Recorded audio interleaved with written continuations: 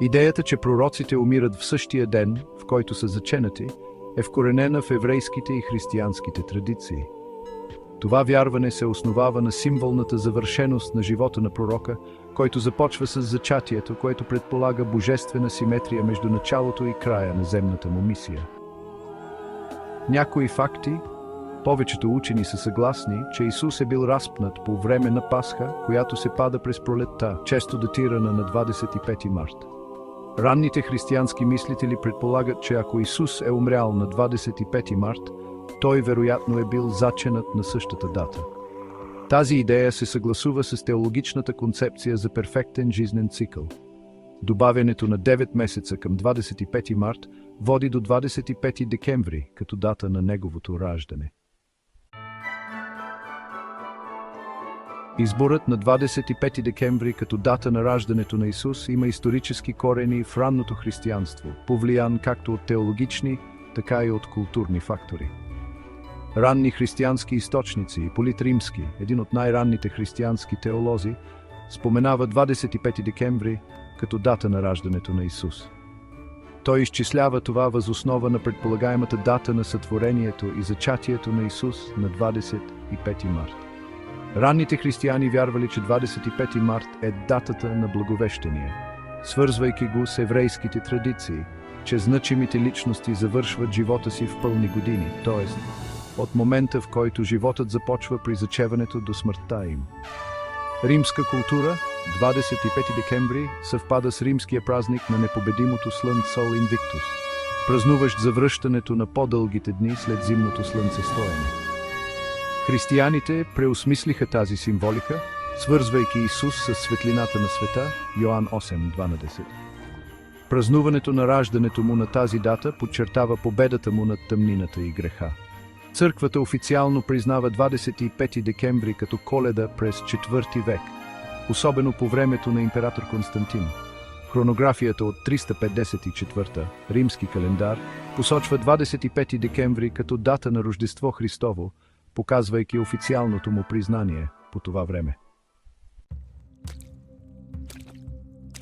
Макар че Библията не посочва изрично датата на раждане на Исус, някои пасажи и тълкувания съвпадат с 25 декември. Лука 1, 26-31 описва Благовещение, което се случва в 6-тия месец от бременността на Елисавета с Йоан Кръстител. Ако зачатието на Йоан традиционно се датира в края на септември, Благовещение би се паднало в края на март, което подкрепя датата на зачатие на Исус на 25 март. Няколко думи за пастирите в полетата. Лука 2:8. Критиците често твърдят, че пастирите не биха били на полето през зимата, но това не е всеобщо вярно. В Юдея пастирите пасели стадата си целогодишно, особено близо до Витлеем, където овцете били отглеждани за храмови жертвоприношения.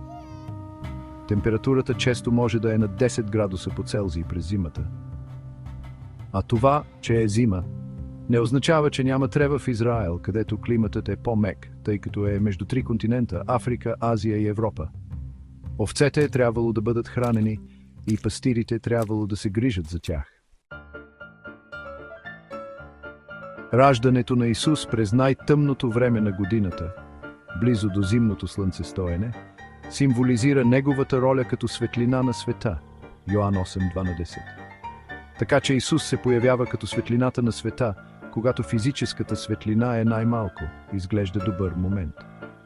Ново сътворение. Ранните християни и езичници са виждали 25 декември като начало на духовно обновление, съобразявайки се с темите за светлината, побеждаваща тъмнината. Разликата е, че Исус, за разлика от другите богове, наистина е дошъл като светлина от Бога и те са го преживели, както и неговата любов и сила. Сега някои контрааргументи и техните отговори. Макар че 25 декември съвпада с езически празници, ранните християни използват датата, за да противопоставят светлината на Исус на езическите празненства, а не да ги имитират. Когато покажете истинска банкнота, за да изключите фалшивата, това не е съгласие с фалшивата, а нейното разобличаване. Библията не предоставя точна дата, но богословските разсъждения, основани на разпятието и зачатието, съвпадат с 25 декември.